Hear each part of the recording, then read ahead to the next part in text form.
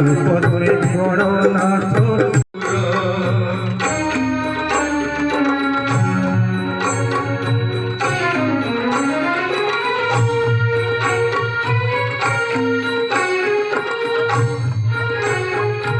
अंबिका दास कौन कहे आज जो मातृपितृ पूजन उत्सव हो कौन रही महत्व देखो मातृपितृ पूजन उत्सव आरंभ करके मैंने बहुत यार आवाहक जे ब्रजकिशोर साहू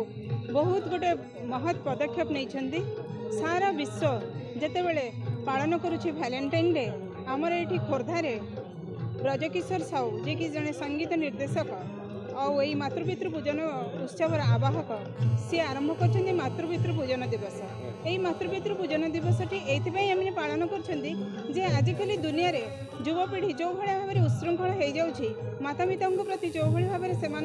आम नाम केशवदार ज्योति कृष्ण मातृपितृ पूजन उत्सव पूजन कले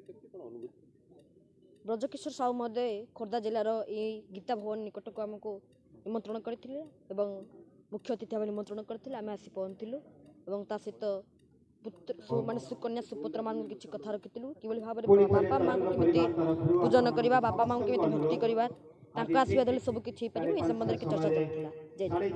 विवेकानंद आरंभ करी शुद्धमणि शारला दास पर्यंत आज दिन में नरेंद्र मोदी को आरंभ कर आमर जो कुनी प्रवचक आसते केशव द्युतिकृष्ण पर्यंत ये सब संभव हो पितृमातृ को आशीर्वाद तार ज्वलंत निदर्शन हो आज प्रतिष्ठित परिवार तरफ पालित होता पितृमातृ पूजन दिवस जार मुख्य ब्रजकिशोर साहू जहाँ तत्वावधान में अनेक सहयोगी व्यक्ति मान विशिष्ट व्यक्ति सहयोग आज खोर्धा सहर में जो पितृमातृ दिवस पालन करा निश्चित भाव समाज को सुंदर वार्ता दूसरी या जे पितृदेव हो मातृदेव हो वो पिता माता बिना पिलामानकर केबे संभव नुहे भविष्य